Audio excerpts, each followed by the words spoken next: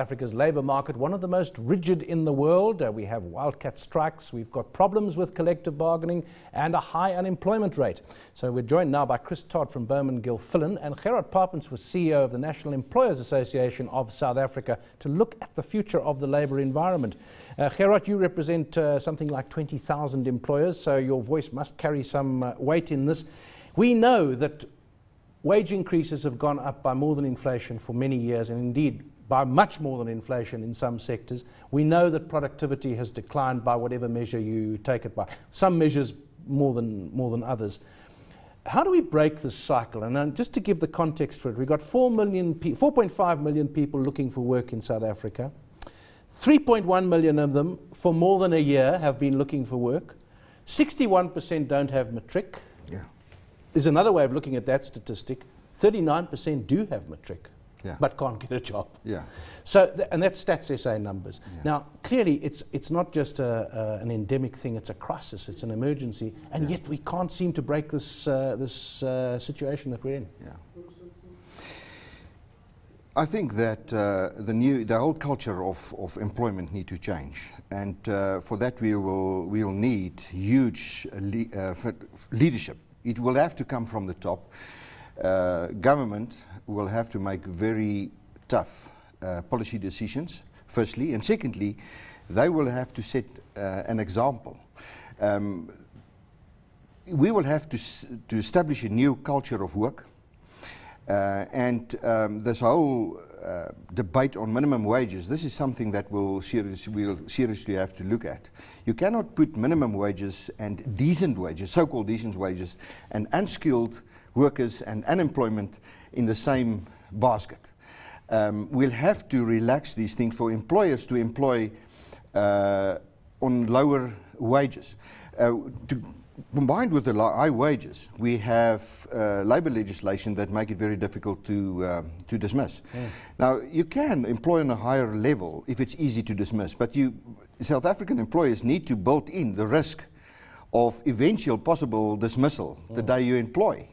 So when you employ low-skilled, unskilled worker, you must have the ability to dismiss more easily. Yeah, the point has been made about the US labour market. One of the reasons why the economic recovery has come so quickly is that the labour market is so flexible compared to Europe, compared to a lot of other places. Chris Todd from Bowman Gilfillan, I think a lot of the things that Gerhard has said is we know these things, they need to be repeated, we need to be reminded of the structural issues. Is there a possibility of a new culture? I think we should probably recognize that changes in labour market policy are not easy to make.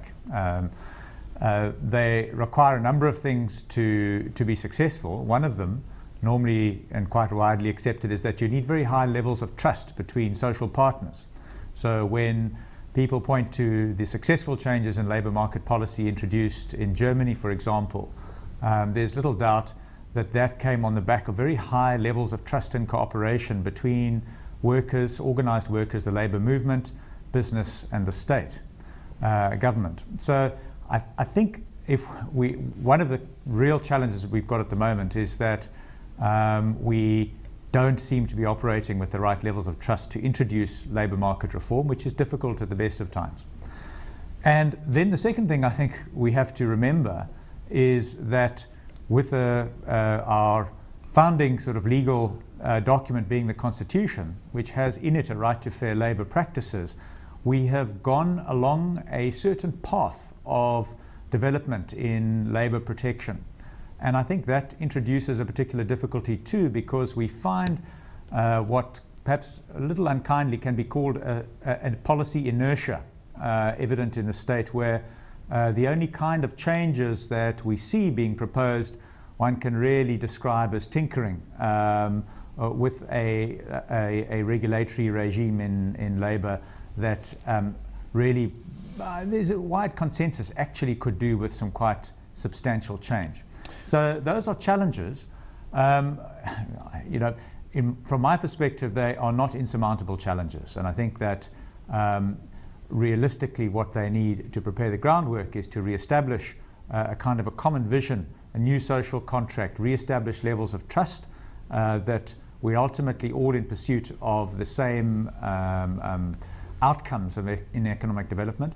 And then we need to look and be a little braver and a little bit more radical in what we're prepared to do to our existing regime to make it, and to me the key words are simpler, because I think it's overly complex, and secondly, more flexible. Yeah.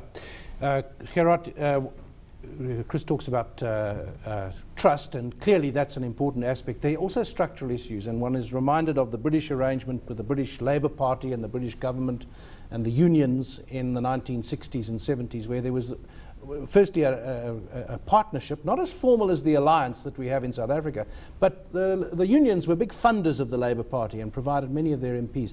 And it looked impossible to break up this relationship. We have this alliance in South Africa between COSATU and the ANC. I mean, structurally, it's very difficult for government to lead and say to the unions, we don't want this anymore, we need to change. I think there will be a point where they will be forced into making that decision. I think there's a number of politicians, even in cabinet, which understand that South Africa need a new dispensation. But I think there's a bit of a lack of political courage. I mean, our leadership in all of them, the ANC, COSATU, they split in the middle into factions also, and so you're talking about trust. I mean, there's a huge amount of distrust there. And the moment there's not unity in leadership, the factions are reluctant to move. So that's the problem, you know. If you're busy with infighting, how do you make strong policy decisions? Because the other side will exploit whatever you do.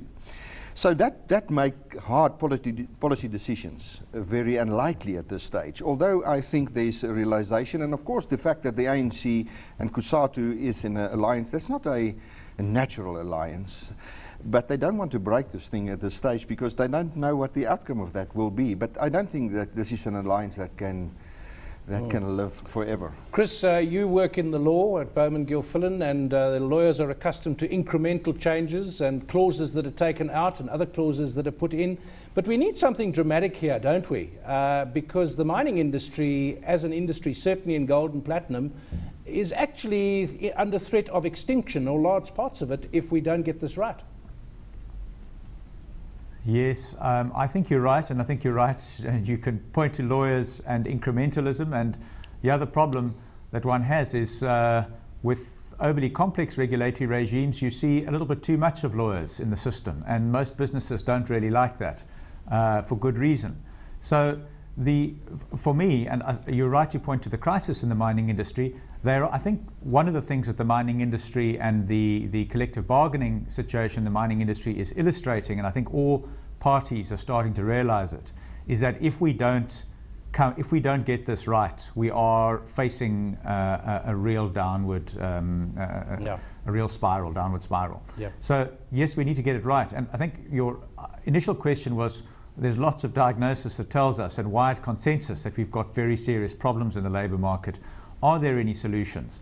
And in simple terms, I do think that we should be regulating for simplicity rather than complexity. My own perspective is that employers can take a substantial amount of regulation if it's very clear and the rules are very simple.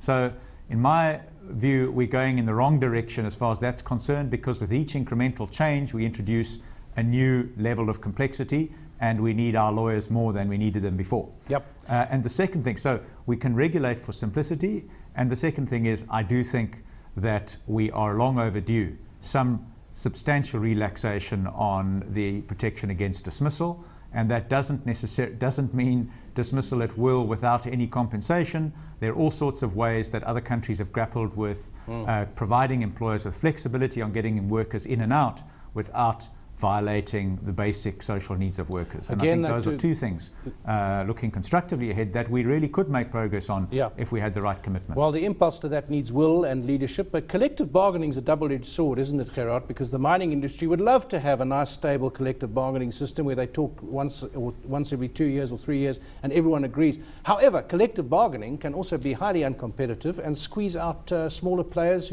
smaller businesses in particular, who are the ones that create jobs. Absolutely.